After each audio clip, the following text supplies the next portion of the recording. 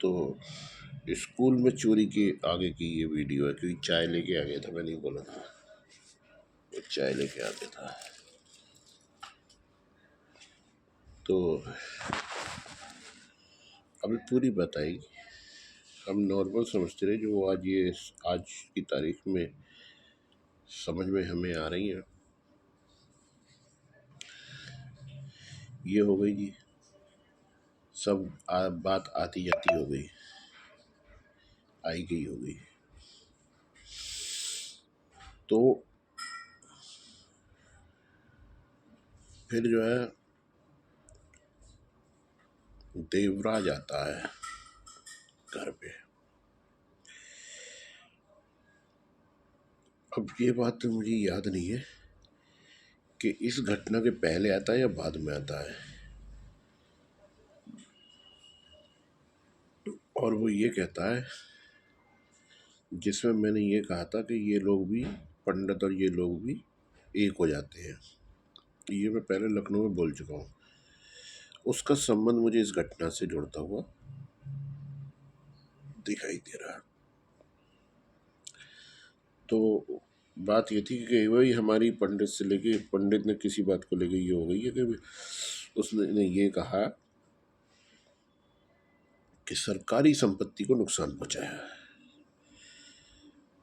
जो गली की जो पुलिया बनी हुई है और उस पे एक वो बना दी जाती है जिसपे कोई गिरे ना, वो बना दी जाती है ना, दीवार सी,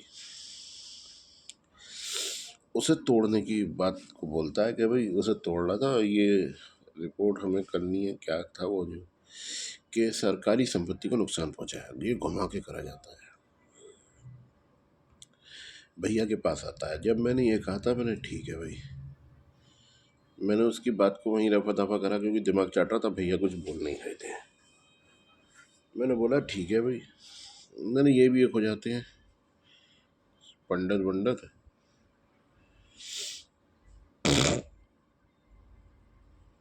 और भाई इतना ही बोला था मैंने, कहा ये भी साले एक हो जाते हैं।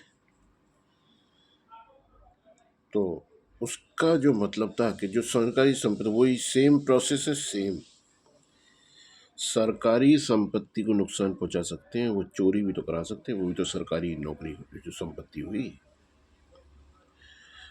वो भी तो सरकारी संपत्ति हुई, है ना।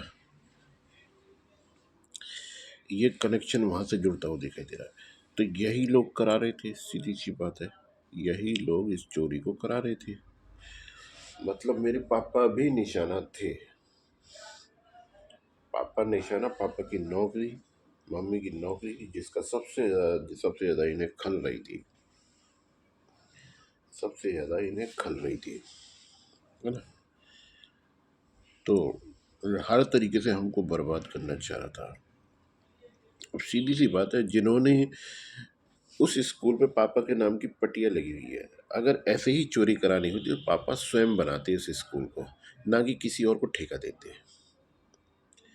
वो स्वयं भी बनवा सकते, उन्होंने स्वयं नहीं रखा, यहीं के यहीं में इसको, है ना। और अगर वो स्वयं बनवाते तो लाखों रुपए बचा सकते थे, है ना, लाखों रुपए। जबकि मैंने पापा से इस बारे में कहा भी था कि मैंने कहा तुम अगर अपने पास बनवा रहे, तुम दूसरे को दे रहे हो, वो जाने कितने खाएगा। अगर तुम स्वयं बनवाओगे तो वो खाना रुक जाएगा और अच्छा स्कूल बनवा पाओगे, है ना। जितनी तुम्हें लागत लगानी है, तुम स्वयं ही किसी को खाने का मौका दे रहे हो, है ना। जबकि स्वयं तुम ईमानदारी से उस स्कूल को बनवा सकते हो, तो ईमानदारी से जो मान लो उसमें लगना है वो क्यों नहीं लगवाते हो। तो पापा कहते थे मेरे बस की नहीं है ये सब, वो सब टाल देते थे कि ये मुझे नहीं करना।